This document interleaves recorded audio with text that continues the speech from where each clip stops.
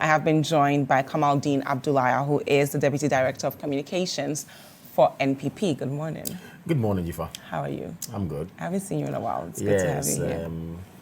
The embassy here refused me a visa. Embassy? Yeah. Really? The Citi TV embassy refused me visas upon several applications given to them. I don't know. I just got it yesterday. Nice. I'm glad you got your visa. I don't know whether there was an injunction. Oh no, it's always a privilege to have you with us. Anyway. Okay, so can we delve right into our first topic? Very well. Awesome. So we're going to look at page 3 of the daily graphic, and it says here, we don't need PDS. Government keeps stance, annuls agreement. The government's decision to terminate the concession agreement between the Electricity Company of Ghana and the private operator Power Distribution Service Ghana Limited remains resolute.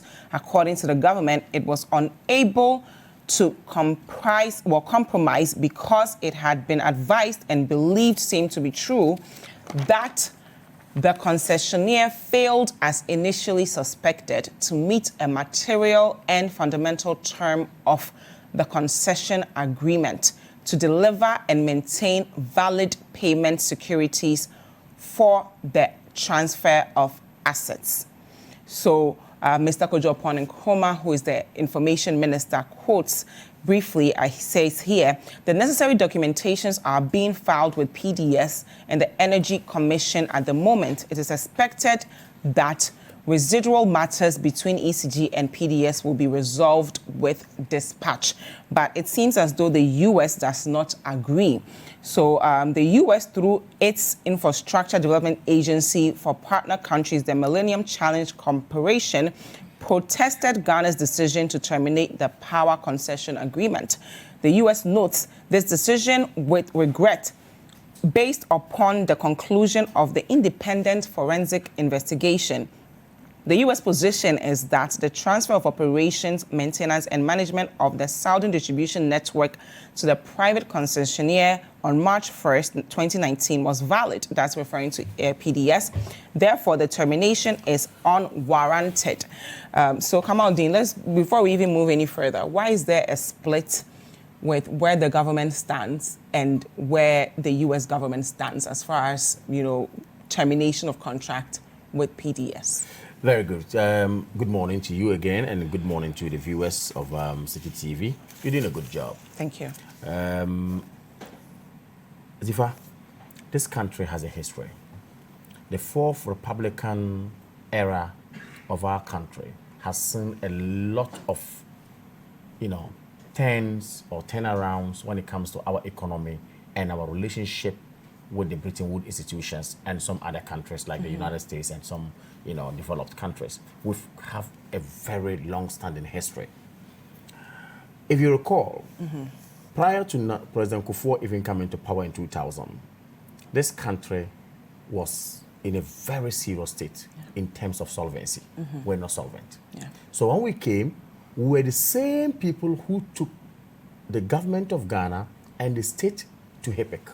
That's a highly indebted poor country. After causing this problem by the NDC, after the NDC causing the problem, we came and said, no, there was a remedy somewhere. Let's take our country, let's go tell them the truth, our state of economy. When we went, then we were accepted and rolled on the HIPC program. Now, having rolled on the HIPC program, we moved on until where we realized that we're becoming solvent as a country. Then we went out of the HIPC program and got a resilient economy, all with the support of the Bretton Woods institutions and some countries like the United States and some other countries. So it is not to say, let me allay the fears of people out there, those doubting Thomases, those naysayers who say our relationship with the United States is going to be jeopardized by the mere fact that we have identified certain fundamental breaches in a particular agreement between the government of Ghana, and some companies who are supposed to be the special purpose vehicle in terms of the Compact 2 arrangement that we have with the United States. I'm not sure that's going to happen at all. Talk is still ongoing. I'm allaying the fears of the people and allaying the fears of people who believe that, look, this economy might suffer a nosedive because of this. This is not going to happen at all. However, let's move into the PDS matter. What's the history? I have just told you how we went to HIPC and came out. The same way when President Kufuor came, because of the good job, because of we projecting our nation well and putting our economies right and getting good indicators, there was a compact rolled out in the United States by the Millennium Challenge Corporation. Then we applied. In fact, what many don't know is that they looked at the indicators, looked at the way we're moving forward, and wanted to get privatization into our economy. Then they said, look, Ghana is more than qualified. We're one of the few countries in Africa that qualified it. Now, they accepted and enrolled us on the Compact 1, which has given us the N1 road here. You see the N1 road? We never paid a dime. It was because of our good governance. Now, we got that. We moved on. 2009, when Professor Mills and then John Dramani Mahama came. What happened? The Compact 2 was supposed to be rolled out. They spent a whopping 1 year negotiating to get it. Okay. People have forgotten this. And I'm saying that 1 year of negotiation until Ghanaians say, look, we are showing you an exit. When they were moving, they left us with the hanging issues. My question still remains the same. I'm answering your question. Yes, but until you build this and let people understand. You don't jump to say that PDS cancelled. Let's make the building a bit brief so that we can actually answer the question of why the U.S. government and Ghana seem split on this whole PDS With matter. the greatest of respect, that is why I'm coming there. Yes. And I'm just telling you, I've given you the background of where we are. And I'm saying that we were transferred certain negotiations to continue and finalize with the United States, what has to do with the arrangement with we getting ECG going into privatization or private sector participation coming into it, as it were. Now, having been transferred that, we're time bound to make sure it rolls out. Yes. Everything ought to have been done. Meralco and all those companies, Energia and all that, it wasn't the MPP that brought them. Okay. It was under the ex-Wal government. Many people should know this. Now, having done all this, we realize that no, we were supposed to be shortchanged as a country. 20% only of ECG would have been given to Ghanaians, and the 80% would have gone to the foreign companies. The President of the Republic of Ghana at the cabinet meeting said, look, no, I can't sit down for our own asset worth over billions of Ghana cedis going out there to an international company, and then Ghana will not get it. Let's renegotiate. They went back and said 51% come to Ghanaians, and then 49% went back. This is the first one we did. Yes. Now, having done this, this 51%, where the problem is now, it's not the 49%, 30% for Meralco, and then, of course, 19% also for Energia. It is not that one that we have a problem. We have a problem with the 51%. The Ghanaian-owned companies that came on board. Now, all of them came on board, and then the finance minister advised, you cannot all be saturated like that. When you go to the board and a meeting, those people who have shares more than you would what? Swallow you up. So why don't you form a special purpose vehicle which gave birth to the PDS? Yes. Now, giving birth to the PDS, we now wanted certain guarantees to be given. Okay. Then they didn't have the bank guarantee. No bank was or had issued that. Did the government know this before March 1st? Of course. So the government was aware of all of this, and we still handed over to PDS. It was even government that okayed the issuance of the insurance guarantee. Yes, so we were aware of all of these issues that we are mentioning now, but we still handed over to PDS. No, you see, in negotiation, you see, it's a process. Okay. Don't forget that I mentioned about time bound. Yes. And I said that we were supposed to make sure it was ruled out. Otherwise, we have missed even if you are time bound, you can still do your due diligence. No, but we did the due diligence. Okay. And it was even at the meeting, at the cabinet meeting, where they said, look, if the people are not getting the bank guarantee, we still can make do with an instrument called the insurance guarantee. Okay. So ask them if they can get that. Okay. Then PDS said, yes, we can get it. Okay. PDS went and then secured an insurance guarantee. As to how they got it, that's another matter. Story. But what is important is that there was an insurance guarantee given as an instrument. Are you getting me? I get you.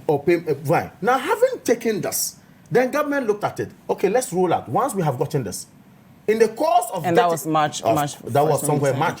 So having rolled out, they moved on. Then of course you understand it's a process. It's not just an event. Yeah. Government had to look into it. ECG had to continue looking into it. Then they got to realize that this instrument we have taken, have we cross-checked? Have we double-checked? Now the after we've rolled over all of our energy sector to be managed by a private sector, now we're going to cross-check to do our due diligence. We needed to show good faith to the United States of America, which is Millennium Challenge Corporation. Couldn't we have just told them, if you guys are giving us too much pressure, lay off and let us finish doing our due diligence? It doesn't work like that. You see, I have just told you. Still lost it. Yes, of course, but at least we lost it on ratios that are very relevant. Okay. On reasons that are very relevant. So deciding that we won't meet this deadline because we're still doing our due diligence wouldn't have been relevant at the time? You see, that is why negotiators will tell you that there are certain condition precedent that where at a point you realize that you are time pressed or you are pressed with time, then you try to say that, okay, let's all agree, we are both parties. Let's agree that it becomes condition subsequent while we look into it. This is what we call, a non-written, as it were, agreement or a gentleman agreement or amicable solution on a matter. Now, if they But agree, the option of also walking away from a negotiation is also possible, right? If you feel as though you can't do all your checks before the deadline, you also have the choice to walk away and negotiate with somebody else. You could walk away, but when you walk away, I'm afraid your reasons will not be so cogent. Your reason is just that I've not been given enough time to do due diligence. However, when you have a window which says that, look, the due diligence can even be done while the process is ongoing. So how did we arrive at this point where in March we hand over to PDS? Now we've identified issues, August. We are now in October. We say the government of Ghana is saying we want to terminate our agreement with PDS, and the U.S. government is saying we don't agree. Simple. We arrive at this point because ECG had calls to write to MEDA to say that, look, the instrument we have received as a guarantee to us after we did our checks is problematic.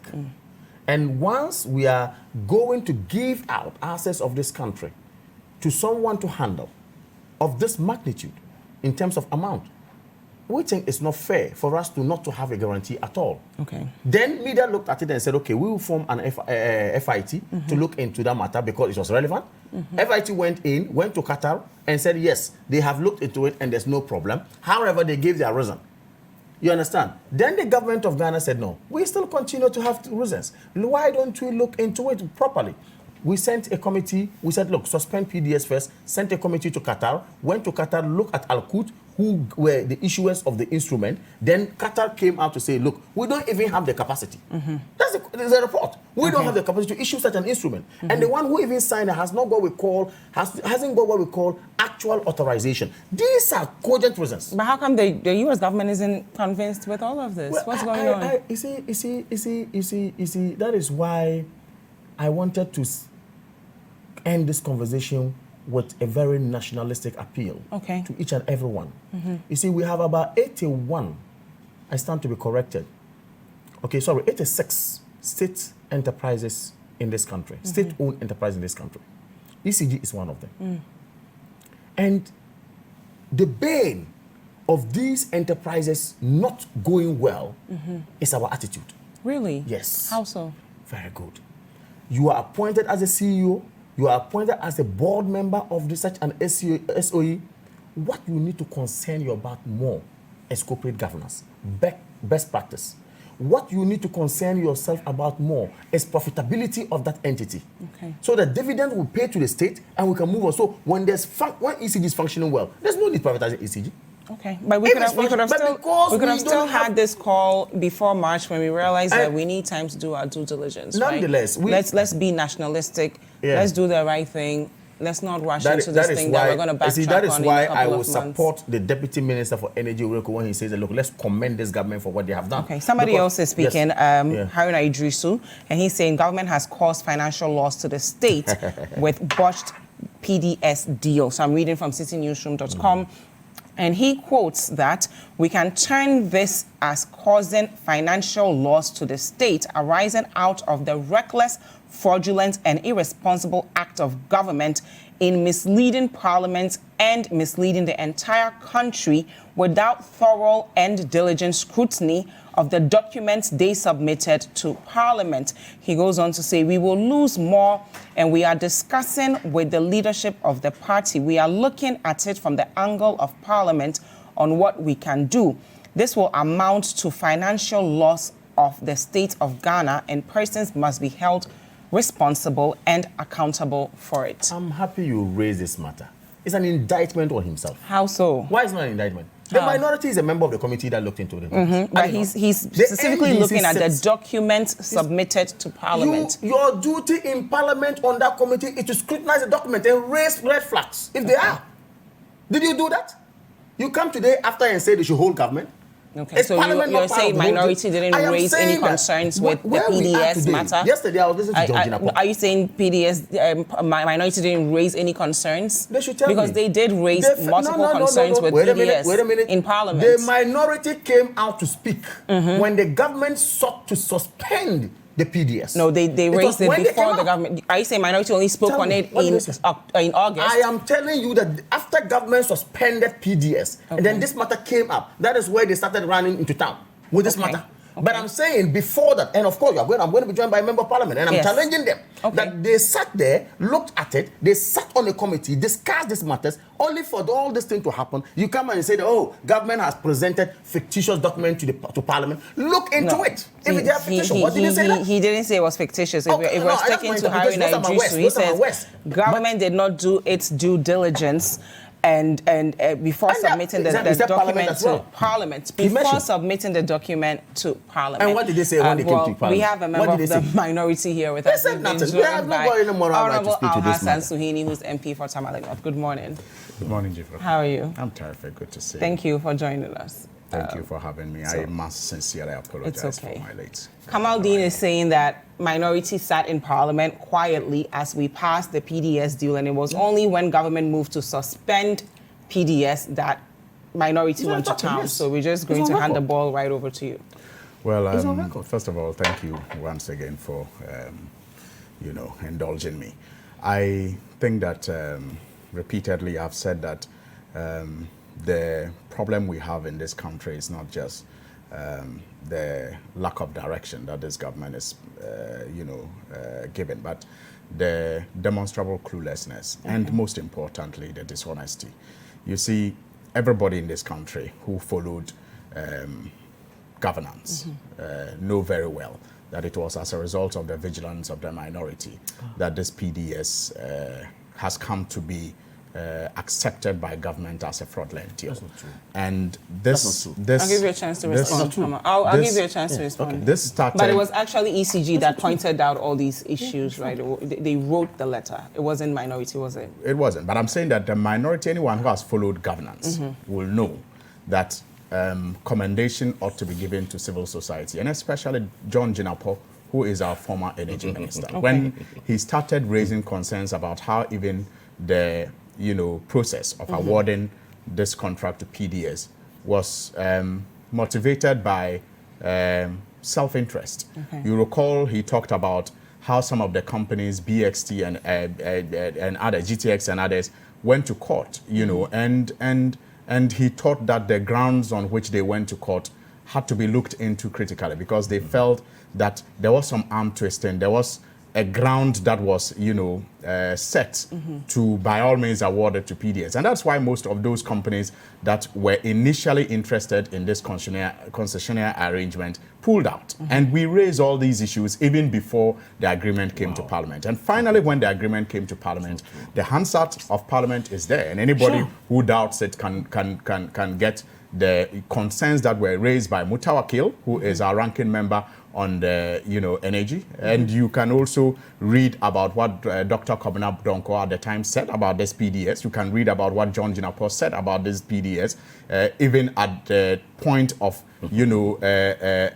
passing this deal. So those reservations had always been raised, but the government that is so full of, drunk with power, the government that's so drunk with power, wouldn't listen, like many other, cautions that we have given them. You remember the luxury tax, you remember all those things that we have given them. They wouldn't listen until they worked on the luxury tax. Until they go and crash, and then they come back to us. And so if you even listen to some of their communicators, I'm surprised that my brother Kamaldeen is is singing a different tune. If you listen to some of them, they say that the minority's position is inconsistent because we were those calling for the abrogation of the contract. Now the contract is abrogated. The US is not in support of the abrogation, and we are now in support of the US stands that the contract should stand. But you see, the point has to be made.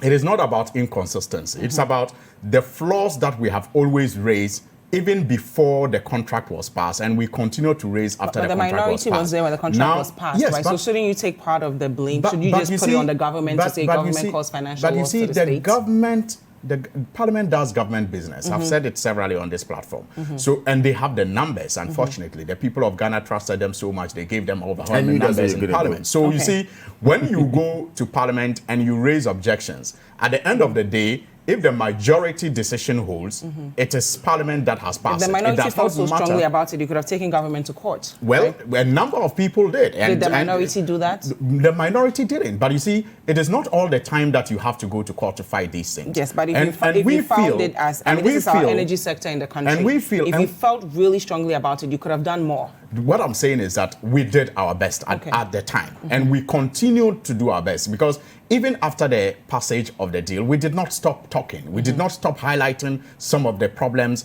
that we thought, existed as far as this deal was concerned. So that is still, keeping the government on its toes. That is still, holding the government responsible and making sure that they account to the good people of Ghana. And that is why we have gotten to this point where government has come to our position that indeed there were certain things wrong with this contract and they had to abrogate it. But you see, the only problem that the U.S. government has with the government decision is the motive, is the ill motive that they have seen in the attempt to abrogate the contract. And I have said somewhere that, look, former President Kufuor, I know, is going to be very, very, very sad about this development, because you see, the Millennium Challenge Compact is his baby. He is the one who discovered the Millennium Challenge account. I mean, the Millennium Challenge Compact. And got the first, compact. MPP. Please. Yes, please. So we do have to go for a quick break. I'll let you finish your thought. Let me finish on that note. So that Kamaldeen, let him finish his thought. I'll come back to you. I told you this earlier before. Yes, I will come President back to Kufuor you. is going to be very sad. Now, he discovered it. Unfortunately, his tenure, he discovered it at the time that he was leaving office. And so he handed over to President Mills. And President Mills, together with President Mahama as vice president at the time, nurtured that baby. And they made sure that they followed all the laid down procedures and utilized, the funds that the Americans released. Unfortunately, because of how well, because of how well they utilized it, Ghana became one of only 2 countries that was considered for the Compact 2. Kamaldeen has already said that as well. And we do have to go for a quick break, but then you continue. It's important that I end. If not, it won't make sense. Now, the Compact 2 was also nurtured by President Mahama. We met all the requirements, and we had started receiving the first tranche, of payment when President Nana Akufo-Addo and Dr. Bawumia came into office. And unfortunately, they have brought this embarrassment and shame to the point that we are almost going to get out of that compact. And that, for me, is very, very critical. And that is why the U.S. government says in their statement that they respect the sanctity of contract. It is not that they are on the side of PDS, but if you see, if you followed a procedure to, award a contract, it is valid until you demonstrate that you are not abrogating the contract based on any ill motive. Thank you. And that is why the U.S. government will tell they respect the sanctity of contract. You will come in, but we do have to go for a quick break. This is still Breakfast Daily on Citi TV. Let us know your thoughts with the hashtag Breakfast Daily and the WhatsApp line 0550585832. We'll be right back. Welcome back. This is Breakfast Daily on Citi TV. Thank you so much for staying with us. We're still discussing PDS and ECG, and of course, the Honorable Member of Parliament, Haruna Idrisu, is saying that government has caused financial loss to the state with the PDS deal. And Honorable Suhuyini was just finishing his thoughts. So you see, and then I'll let Kamaldeen respond. No, you see, and briefly. Yes, and I think that we must all be very sad. It's not about this talk of sovereignty. It's about the embarrassment that they have caused the people of Ghana, because this is not an initial compact. This is a compact that we have been in over the period, and we have met all the standards and demonstrated our, respect for rule of law, which earned us as among 2 countries to be part of the compact too. So if we have messed up and have brought this embarrassment and shame, we should not cover our shame in this talk of sovereignty. And I've said it, look, you can mess up the Ghanaian people's money, the taxpayers' money,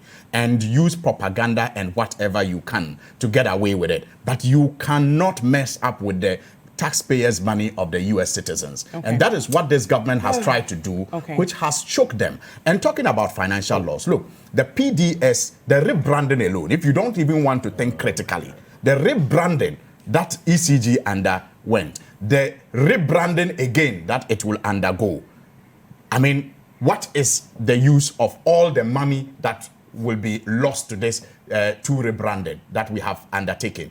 Again, the trips that the ministers and others took in the name of getting us a concessionaire that will improve the efficiency of ECG. What have we got to show? What have we got to show of all of that?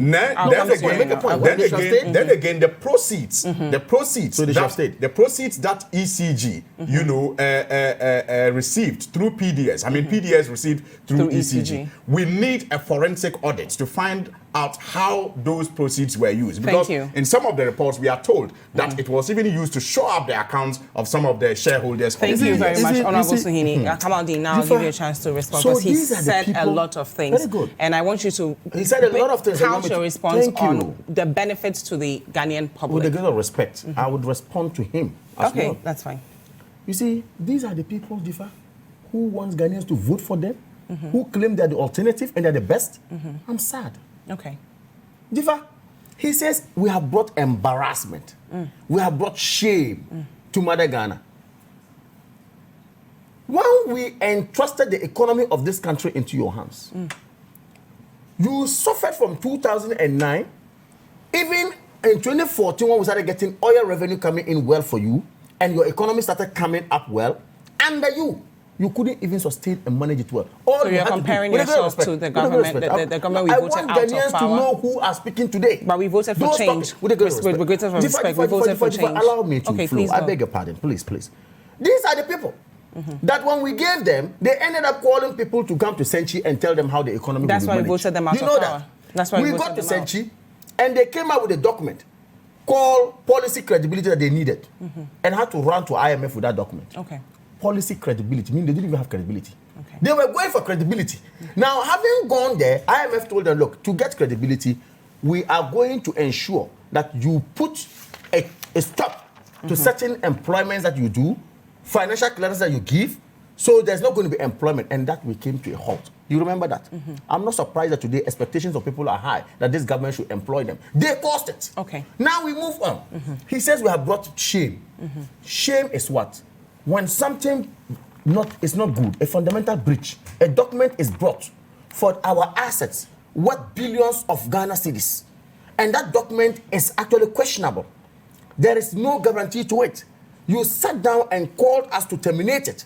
The government of the day, the president who listens, and I'm happy you cited the luxury tax. We are not the people who are Yentubia, who will go and play Yentubia music and dance to it. We're not like you. We will listen and do what Ghanaians want. The president listens and said, look, I have looked at it, a committee has looked at it, I've had my report, I am satisfied that, look, our sovereignty is key. That if this is a fundamental breach and is proven to be wrong, of course, I will talk to Millennium Challenge Corporation about it. He went to United Nations. On the sidelines of that, he had a meeting with MCC and told them, look, this is my intention because of XYZ. Came back home, looked at it again, finance minister and co looked at it and said, look, our stance is clear. We need to protect Mother Ghana. If yesterday we had it wrong in handling our SOEs, we must not get it wrong now.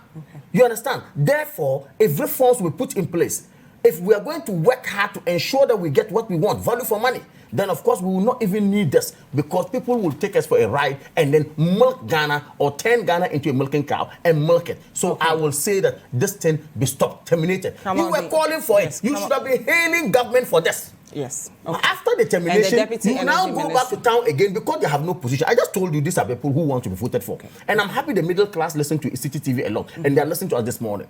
They will tell you how they suffered and got suffocated under the ineptness of which is why they were Mahama. voted out of power. Yes. Now, Kamaldeen, let me ask you which is why they must not even come back again. Okay, that's Don't fine. even say they were voted out, which is why they must not come back again. ECG. We handed over to PDS. That was supposed to be transformational. It was supposed to innovate the sector. We're supposed to do more with the sector, the energy sector. Yes. We've now come back to ECG again, less than 1 year later. Yeah. You said right here a couple of minutes ago that we had a deadline, so we wanted to meet that Very deadline, well. and we were sure of certain issues with PDS, but we still went ahead to meet that deadline. Yeah. At the time, didn't we know that we were a sovereign country? Couldn't we have told the United States that we're a sovereign country? Listen, because we've done a circle. We've now gone back to ECG, even though we started off with ECG. I disagree with you. We've not done a circle. I gave you the answer earlier on. Maybe you didn't listen to me. I said that in negotiations, a lot of things comes up. Of course, conditions presidents are condition presidents, as it were. But the question is, can we at a point in negotiation relax certain stance and then bring in what we call condition subsequent? And that principle is a point of law. It's there. Even when it has to do with a guarantee. With a great respect, that's an instrument. The instrument came in, it ought to be looked at. Okay. Is that not right? That's it's a fine. process. You don't just look at the email on the face of it and say, this is fake. Okay. We don't do that. Okay. So, prior to we going to ensure that this is fake, you understand? Then you can go ahead because you have presented the guarantee. Okay, so what's the way forward now? Now How the do we way ensure we forward don't is that have this issue he again? makes a point. He makes a point. Because we still have compact He makes 3. a point, and I want that erroneous impression must be created. Okay. Look, they have this penchant of holding press conferences. They enjoy it. Okay. I don't know where they've But gotten let's- it. Now, in these press conferences that they hold, nowhere, and I can let you research, nowhere has the minority, he claimed, raised red flags when this matter was brought to Parliament before them. No. He says responded that to it. Mudakilu, We've already responded to it's that. It's not true. Okay. And I'm saying you can do your research. Find out. Tell me It's where not true, the minority. They never came Okay. out. They never. They have this Okay. pension. They would have come into town with Okay. it. They never came to town with Okay. some of this matter. And I'm saying that if the minority leader today is talking about it, then he's culpable himself in a way. He should be indicted. If you sit in Parliament, your people are in the committee, on the committee, you couldn't raise red flags. You waited until we roll out this. Then the same government come to say that, look, somewhere in July. No, we have sent something untoward. I think the guarantee we got is a problem, is problematic. Okay. Then we should suspend it and move on. Okay. You should be commending government. Okay. We are not reckless. Okay. We are people who are top-notch and responsible and will not let Ghana suffer. So when you sit here and tell you are an alternative, and you want to run here and run there, run here and run there, look, if you think there's a problem, if you believe that someone is culpable, the courts are waiting you. That is where you can seek redress nicely and go in there. Let's see how you can have a case. Okay. So when you sit down and then do populist talks That's and fine. want people to vote for you, I think Ghanaians have. So, have Kamaldeen, that. moving forward, how do we ensure that we don't have this situation where something that was supposed to be good, PDS was supposed to be our own thing, has brought us this? I don't even want to use the word embarrassment. We've lost our. It's not embarrassment. Exactly. No. It's brought us this That's the issue words that of we're Suhuyini dealing if you with. choose embarrassment, Yes. yes. Okay. So. The U.S. has taken back their $190 million. Even if it's a drop of whatever, it's still something. You pointed out the highway that we benefited from. How do we ensure that we do not visit this in future?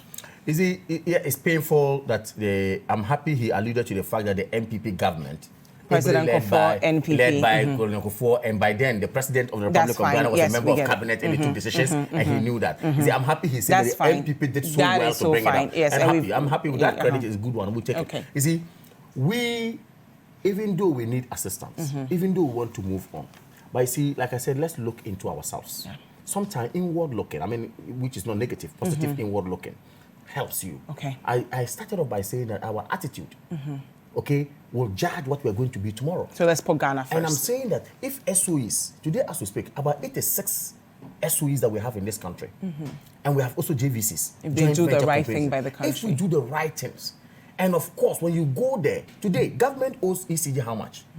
And it's not only just this government, spanning from all Subsequent governments. governments. Okay. How much do we owe ECG? Thank How you. well are we paying them? How well are we making sure things are working? So this is the paid we need all to be on. Those And are say the that, things we have let's control talk about over. national issues. Yeah. Let's see how we can correct some of these things. Let's make sure that State Enterprises Commission is top notch. Let's reform it. Let them sign performance what's the name? Contracts with us. And hold them accountable. And hold them accountable. Okay. And let's see to it that we make it. That's we don't run down state enterprises for Bretton Woods institutions and countries like America to come to us and say, take a token. We are going to make sure there's a private person to handle this. We didn't have a problem with that before March 1st, but that's perfectly fine. I have to let him respond, so I'm we not move sure on. someone We will won't come need them. and threaten us that we will not get 190 million That's again. perfectly We should fine. do it better. Thank you and very it will much, help Kamaldeen. Ghana.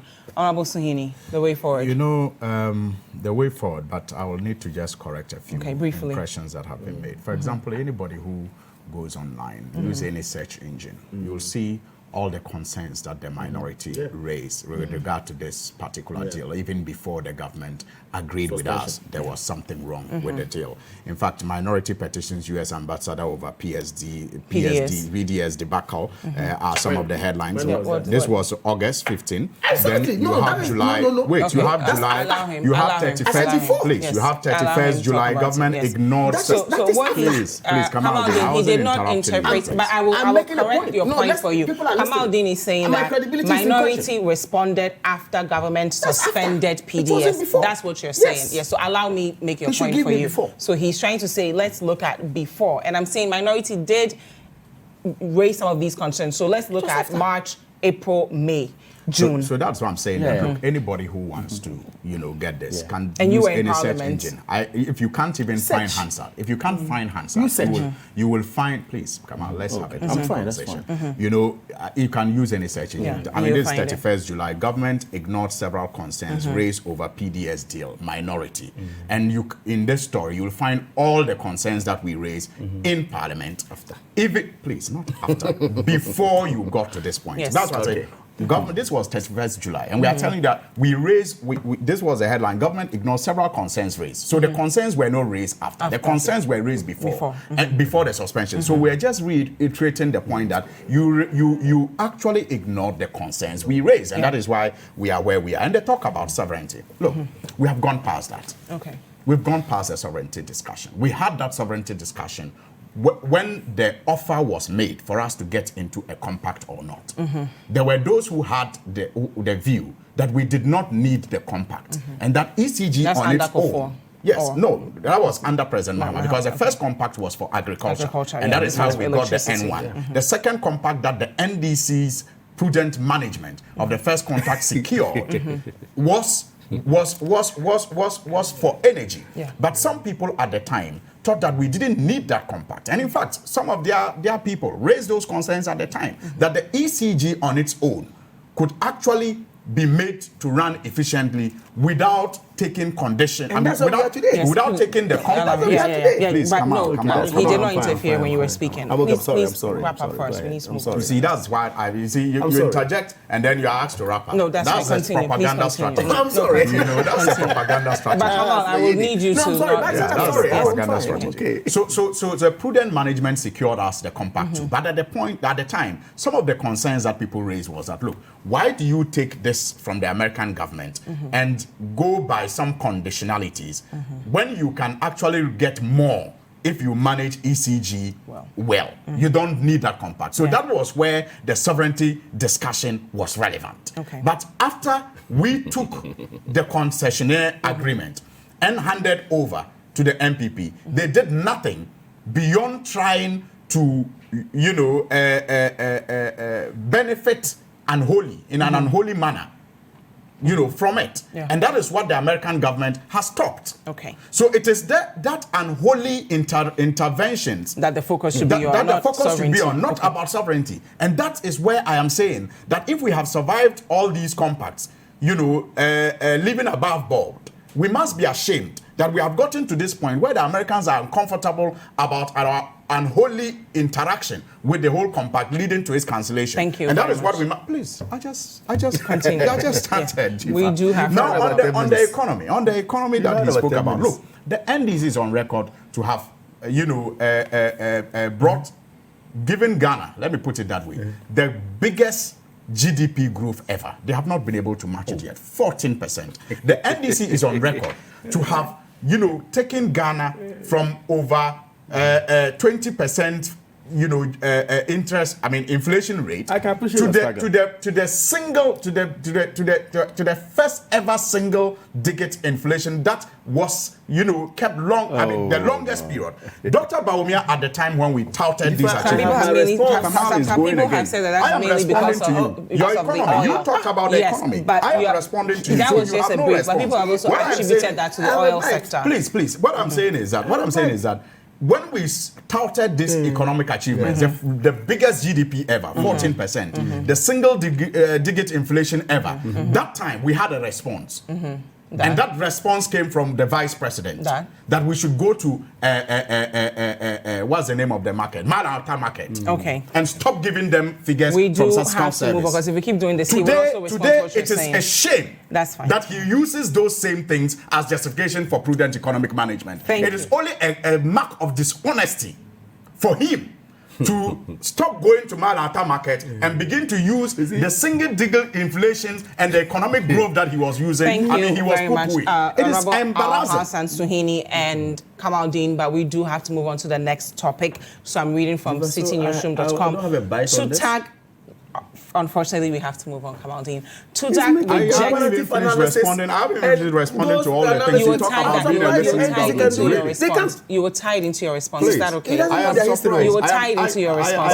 Okay. Thank you very much. TUTAG rejects government proposal after 8-hour-long stakeholder meeting. So I'm reading from citinewsroom.com. The Technical Universities Teachers Association of Ghana has rejected the government's proposal to pay its members, Honorable Suhuyini, allowances instead of migrating them onto the public university single spine salary structure. So they go on to say that they are pleading with the responsibility and entertainment allowance. They will give us a figure which is less, though. We are saying that even if we will take it, it means they must migrate everybody with that conundrum of downgrade. We have been converted per the act that established us. We are on a certain payroll that is coterminous with the traditional universities, so they should put us there. We must fight over this. They don't want to fight over this, but they're saying if you had a certain standard for us, we've met that standard. There's absolutely no reason why you shouldn't pay us a salary that matches what the standard should be. And of course, students are the people suffering from this because they are not going to school as a result of this strike. That's true. I read a piece which talks about the vice chancellors of these technical universities who have appealing to them to go back. And but they also deserve to be paid well. Of course, basically. I side with them. I mean, sometimes if you are a worker or you are somebody who actually serves, you do know that your conditions of service are so important to you because you know what you put in. So once your output is indeed, or your input is huge, you expect a better output, as it were. So I side with them. I mean, we look at it. And again, a government that listens, a government which is a listening government, continuously engages them. And this strike has been going on for 2 weeks Yes, now. for 3 weeks, even the 3rd week. Yeah, you know. And I want to assure them that there's no way that they are not going to be to be taken care of. Will we be able to pay them the same that is where the point way is. we are asking? Because we changed the criteria. Yeah, so that is where the issue. You see, sometimes, again, when we talk, they say we are doing politics. If you trace how the technical universities have become technical universities now, of course, from where they were to where they are now. Yes, so if you transform me from where I was to where I am now, and you've raise the standard, the payment should match it, right? You see, with a great deal of respect to everybody, everything must be done in conformity with rules and regulations that we have laid down ourselves. We don't just get up and say, I want to do this. We are not the NDC. We're not reckless. Okay, that's perfect. You see, and I'm telling you, there's a history to this matter. Just like he chose to give me history of economics and 14%. But let's focus on the teachers who are not NDCs or MPP. Dziffa, let's have a discourse with a great respect. You see, the point is that I'm saying that this has a history. The technical university as we have them today has been what? A suggestion from the NDC, as it were. Good for all of us. That let us try to see that STEM, which is science, technology, engineering and mathematics, is given a boost in our educational sector. And you agree with me that these technical universities are where we normally see the STEM courses going on. So the government of the day then, under the NDC, said, look, why don't we convert these polytechnics to universities? Yes. We give them the status school. What are the laid down frameworks or the laid down rules and regulations for art? Having converted it, the staff there, is it a straitjacket matter that if Dziffa was teaching at Ho Polytechnic and now Ho Technical University, Dziffa, because the mere fact that he teaches there, she teaches there, must be converted and paid like a university? I was converted based on my qualifications, Absolutely. my merit, so I should be paid based on my merit as well. So why am I not being paid based on my merit? It is not just by word of mouth. You need to check all this and they've done that, haven't they? Having done this, excuse me, having done this, processes will have to go. If you read the story, yes, at the point they were supposed to be paid at the controller, and when they got to controller and they were supposed to be paid, there was a challenge. Now, this challenge is what brought about all this matter. Kamaldeen, are they now, going to be paid what they are due? I just told you that, look, we are a listening government. So they will be paid what they are due. We just engage them 8 hours long. We have a communique which has been agreed between us and them, which is yet to receive the finance minister's word, and then signing will go in on and they rejected the proposal. No, the proposals came, but afterwards, okay, there was a communique. I'm telling you what happened. There's a communique which is yet to be signed into an agreement by them. Okay, so they will be paid. I'm saying that it is not in the benefit of all of us for us to have our students sitting home, which is not in the interest of anyone in Ghana. For us to have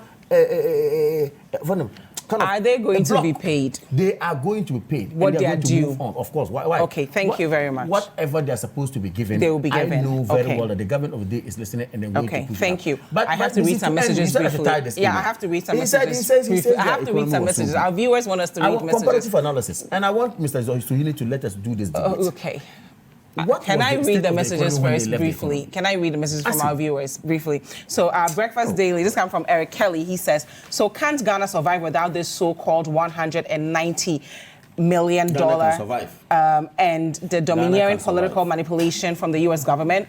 We as a country should try and do things for ourselves by ourselves without being perpetrated by other people. Please ask your guests to tell us the way forward and stop blaming past governments. So I think this is to you, Kamaldeen. Good morning. The government of Ghana taking a bold decision to terminate PDS deal is appropriate and a classical example of protecting the public purse, and President Akufo-Addo must be given the credit. The minority rushed into the deal since 2014, and this is where we are now. Kamaldeen, a very humble patriot from original Muta. Walawi. Okay. AU Farouk from Tamale constituency said, good morning, Ghana. To lose $1 million due to the negligence of the MPP government.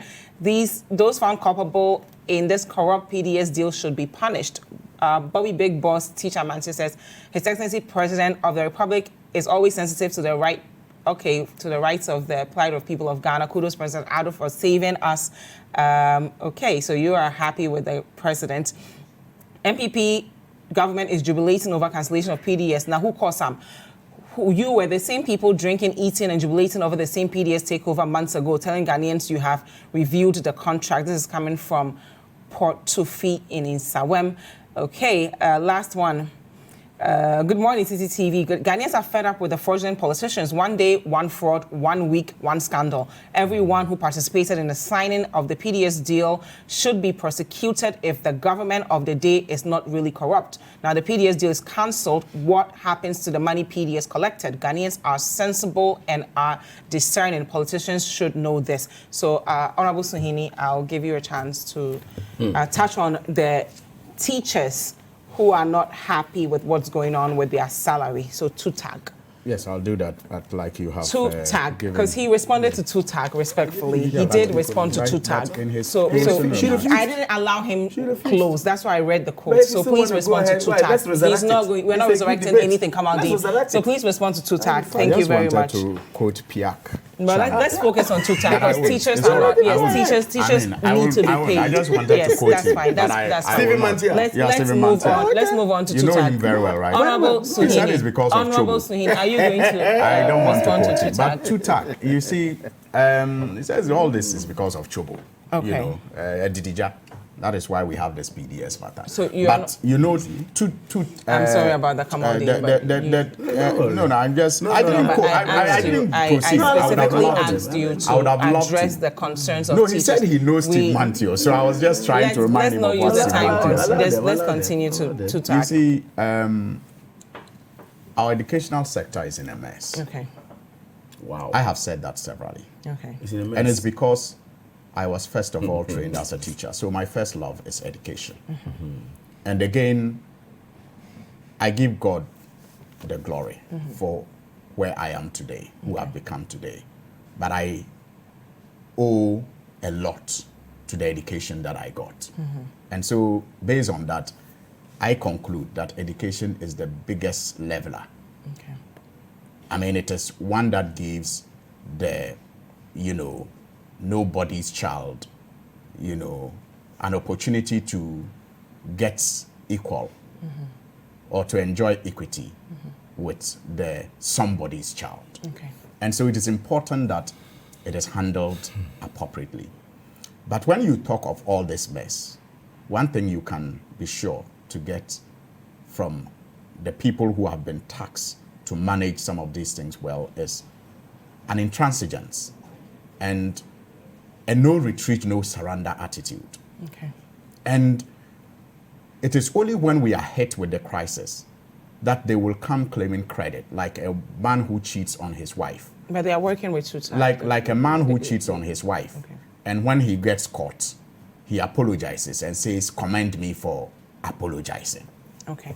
You see, We need to. I am not even too worried about the fate of some of these children, or if you like, adults who are in these institutions of learning as a result of this strike, who have had to be exposed to all kinds of dangers. I'm not too worried even about, the current situation. I'm worried about the fact that, look, almost all our tertiary institutions are having to use, some tactics that you will call unacceptable to get their grievances addressed. And again, these tertiary institutions... Unfortunately, we have run out of time because you use your time to talk about Stephen Mantiao. Thank you so much, Honorable Alhassan Suhuyini, MP for Tamale North, and Kamaldeen Abdulai, Deputy Director of Communications for MPP, for being with us. It's so lovely seeing you, Kamaldeen. I hope to see you next week. Great seeing you, Alhassan Suhuyini, Honorable MP of Tamale North. Thank you at home for joining us as well. Do not go anywhere. Breakfast Daily will be right back. Hi guys, I hope you enjoyed this video. Subscribe to our YouTube channel, The Citi Tube, for exclusive Breakfast Daily content and other Citi TV programs. like, comment, and share with your friends.